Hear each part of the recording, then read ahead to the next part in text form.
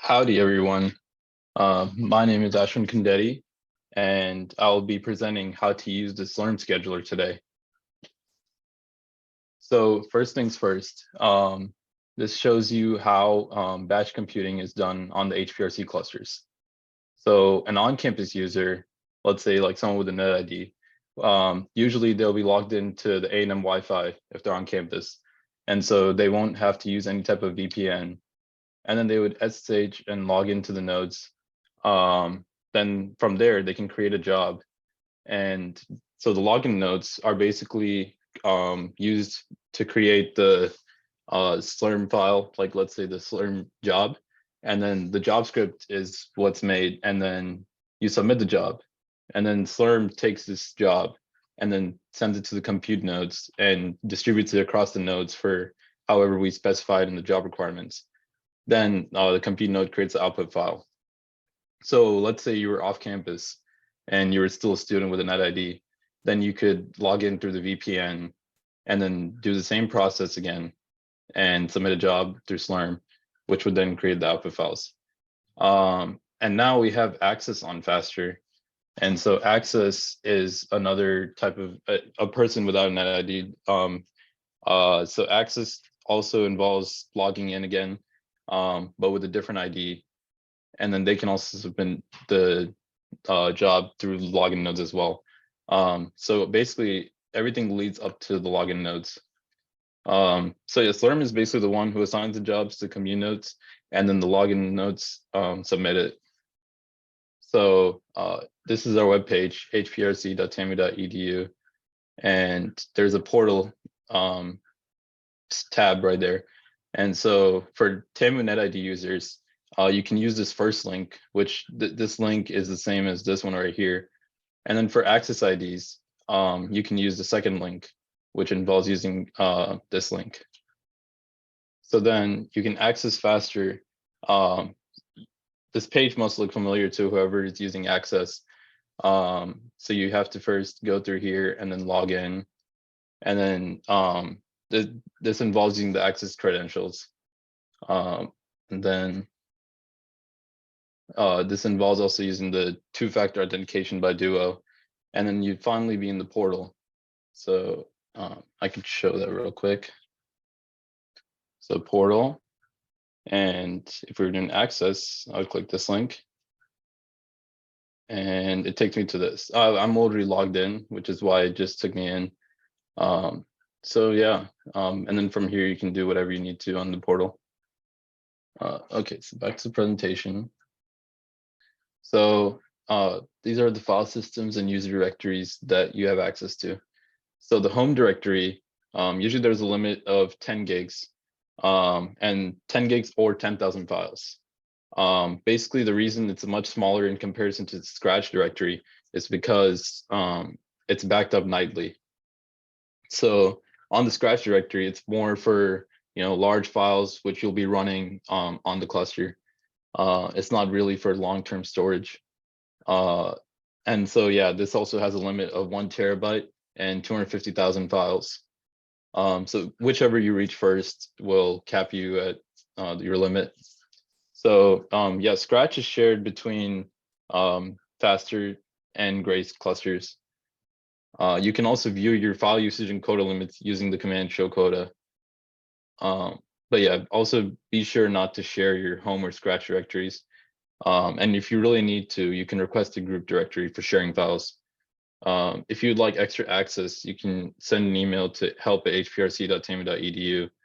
And usually extra allocations are done temporarily for about 6 months. So now we'll go through a sample job script.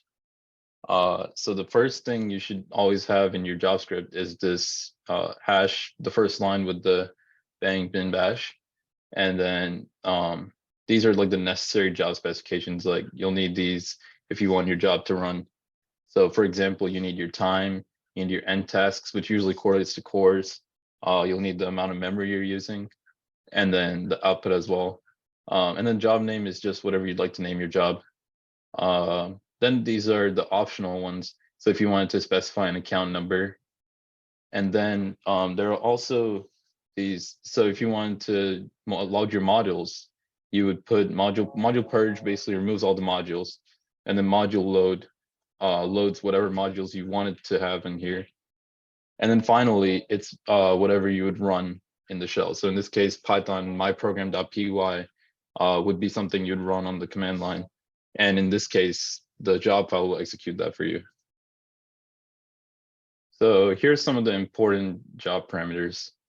The time, which we just saw, it specifies the time limit. I should also note that for the time limit, if you don't reach it, like that's fine, because your job will just end early and it gives you an output.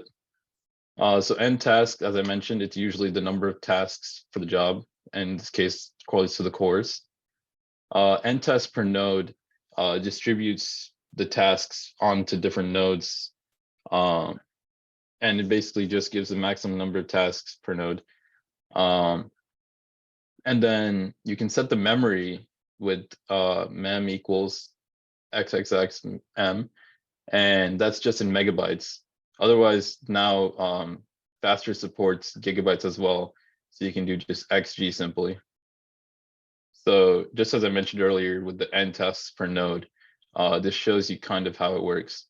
So yeah, let's see if you want to use 64 cores, and so you do 64 n tasks. And if you want to distribute it onto just one node, you just do n tasks per node equals 64. Then for the next one, 64 cores on 2 compute nodes. So that would just be 64 divided by 2, and then the n test per node would be 32.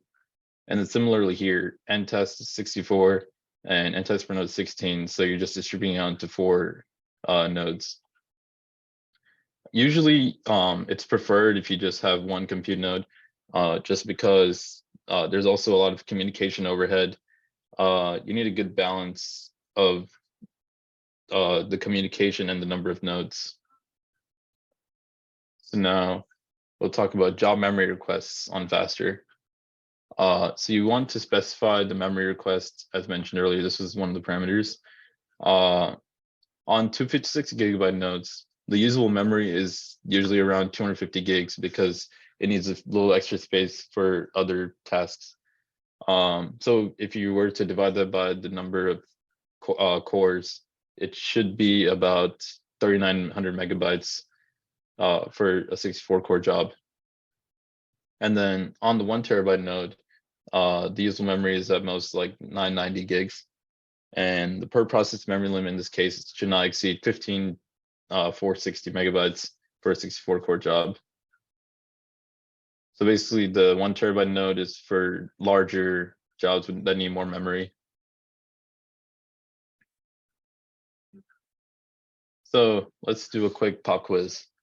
So as you can see, these are the parameters. So how many cores is this job requesting?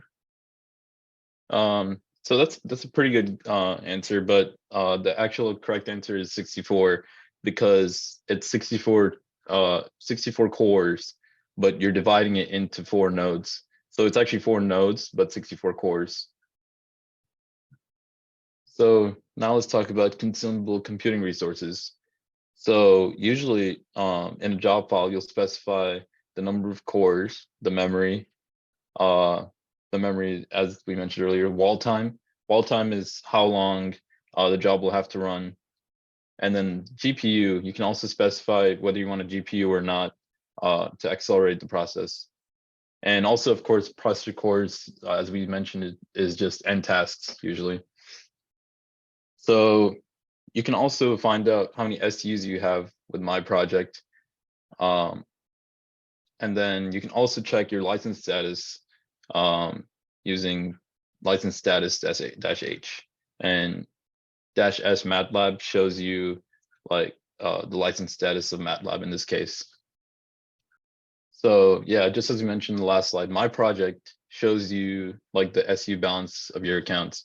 So for, let's say for this account, they were allocated about 10,000 SUs and they still have 10,000, so they just didn't use any SUs. And Jane Doe in this case was allocated 5,000 and used 71, which resulted in a balance of this amount of SUs. So yeah, if you just want to specify product ID, you can use the sbatch -- account and use the account number you'd like to use. You can also just change the default account that you normally use for this by doing my project -d account number. Also, my project -h just shows you more options within my project.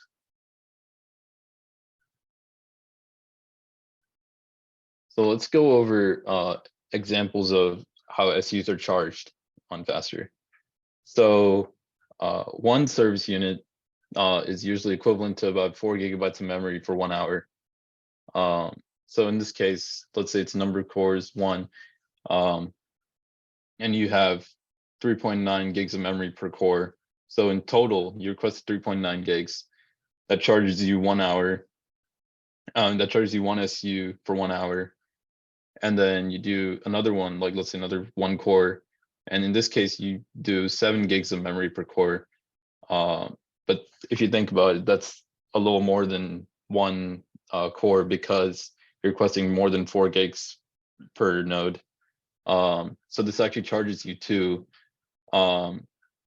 In this case, if you also did 8 gigs of memory, that would also charge you 2. It's just we can't do partial SU charges. And then if you were to request 1 core with 250 gigs of memory per core, that's going to request all the cores. So in this case, that would charge you 64 SUs. And then if you were to do also just another equivalent 64 cores and you were to request 3.9 gigs per core, that would also result in 250 gigs again, and they'll still charge you 64. So just show you that these two are equivalent.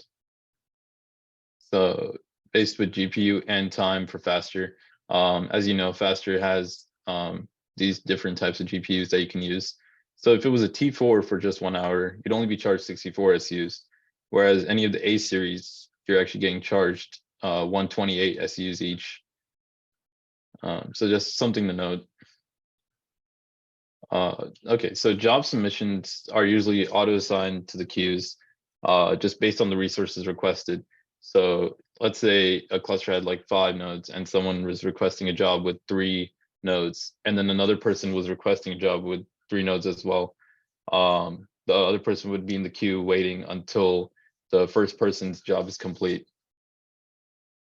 Some jobs can also just be directly submitted to the queue.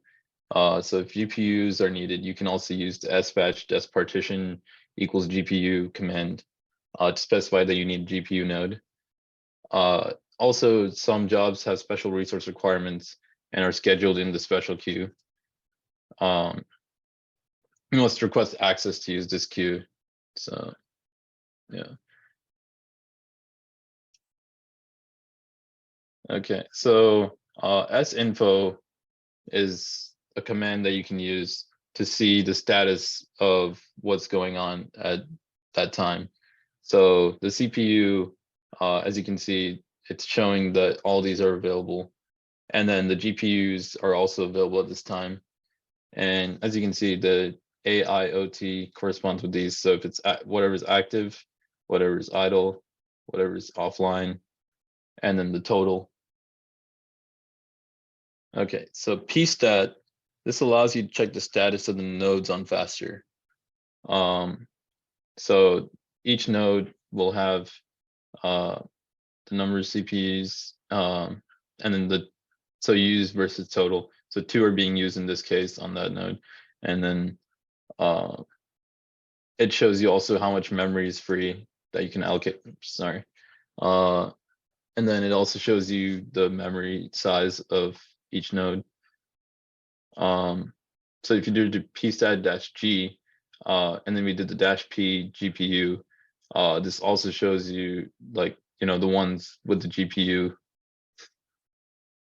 So you can also do so this is how you'd actually submit a job. So as you mentioned earlier, we showed the job script, right? And this is like an example o1.job. So this is just one of those job files. And so you submit this and it shows you this after you submit your job, showing your account balance and how many SUs are requested, and also your account number. And usually when you submit a job, there's this number right here, and sometimes that'll just be like the .out file that you get. So while you're running your job, you can also do sq-u username, and this would show you, what job is running. So if you were on like 2 jobs, you'd probably just see like 2 lines with 2 different job IDs, and you would also see the time left and the time it's taking. This is just a sample job file that's simply, as you can see, it's going to show us the Python version whenever we run this job. So let me try and demonstrate this. Then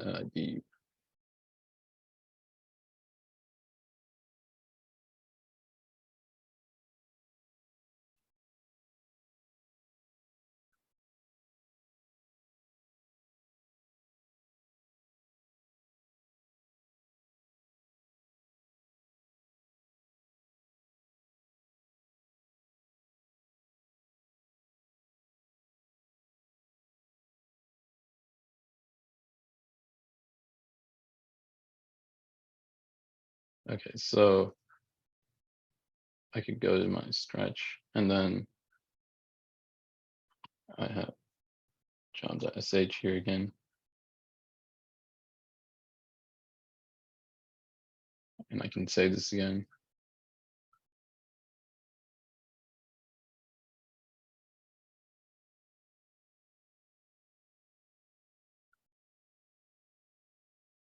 Okay, so now I can do sbatch job.sh, and now it's submitted. So if I want to check the status of it, I can do sq-u and my net ID. So it's showing that it's running, and I can run this again.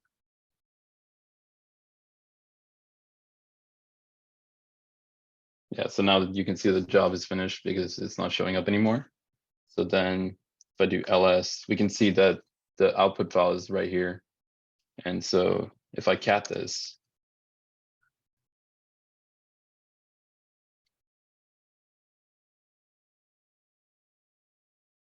it just showed us the version of Python, which is what we asked it. So yeah, that's the little demonstration. Back to the presentation. Okay, so now we can go over some sample Slurm jobs. So this one, as you can see, we requested the time of 6 hours and 30 minutes. We requested 1 node and 32 end tests per node. So then we also requested 28 gigabytes per node. And in this case, this would output it to std.out, and it would put the job ID there. And the error would be outputted like this if there are any errors in the job. And the account number, you can modify that to your account number, but these are optional. And then some module purge just removes all the modules that are there. And then you'd load whatever you need. And then you would run your program with this. And in this case, you'll have a program called my_multicore_program. And so based on what I showed earlier for how the charges work, this would cost about 208 SUs on Faster.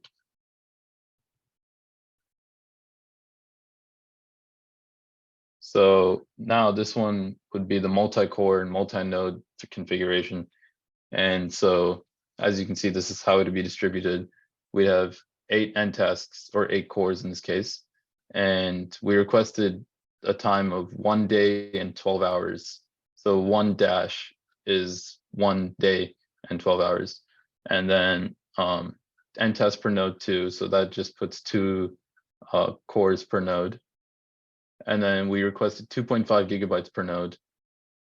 And again, this would send the output and the error to the job, to the job ID. And then, yeah, just like the last one, this is how it would be. And so in this case, we requested 1 GPU.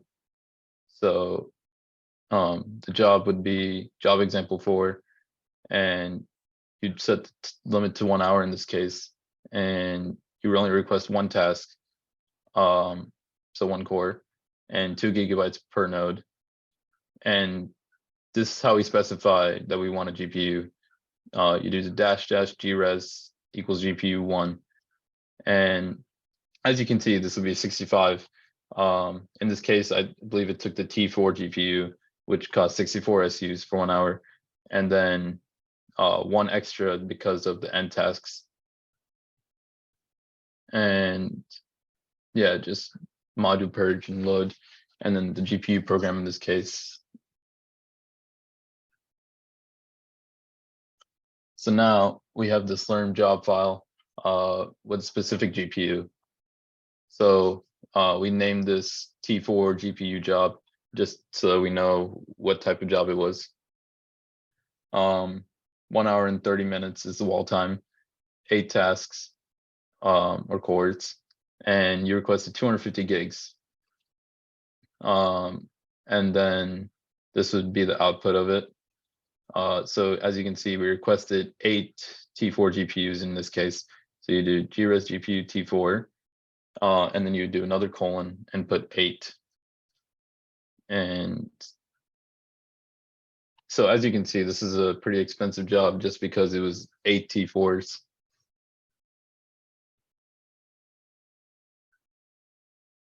So there are other types of jobs as well. MPI and OpenMP are different frameworks for parallelization. The difference between them is mainly how memory is handled. So MPI is distributed memory, and then OpenMP is shared memory. Also, if you wanted to do any types of visualization jobs, the best way would be through the portal. Those can both run on Faster and Grace. And then you can also check out Temu Launcher. So Temu Launcher is a great way to run many simple single core commands across multiple nodes in just a job. And then it also can be used in a set of commands from an input file to run on the cores assigned to a job. So yeah, definitely check out Temu Launcher. We have the link right here, which can be accessed to the presentation. So again, some other job submission and tracking. So as I've shown earlier in the example, sbatch, the job file, would submit this job to the batch system. And then sq-u username would show you the jobs that are running. You can also do sq-j job ID, which would just show you that job with that job ID. And if you wanted to cancel a job in between for some reason, you could do scancel job ID, and then saccount-x-j job ID would show the information of a job if it's running or it's recently finished. So in this case, saccount-x-s shows you information of all the jobs since the specified time period in this format. And then LNU job ID would show you just the resource usage of a job. pstat would show you the resource usage of a running job. So yeah, as you can see, these are just all the different types. You can also check out more if you follow this link.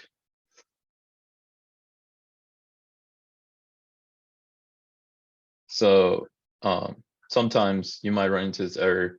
You submit the job, but then you get this error saying that you don't have enough balance in your account. So in this case, it's usually just not having enough SUs. So one thing that you could do is ask your PI to transfer more SUs to your account. And if you are eligible, you can also request, you can apply for more SUs.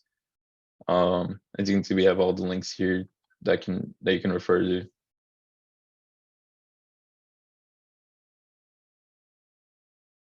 So here are some of the job environment variables. So you can usually just type these into the terminal and it would show where these are. So if you were to do $scratch, this would take you to your Scratch directory. And similarly, yeah, so the Slurm job ID would show you the job ID.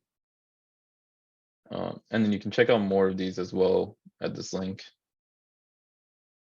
So we also have all these links that you can also look at. So we have our HPRC YouTube page, the HPRC homepage. Here's a little faster quick start guide, which can just help you get set up with faster. Here's a link to the faster portal for the NetID users, a link for the Access users, and then here's also our email that you can ask us any questions about HPRC issues.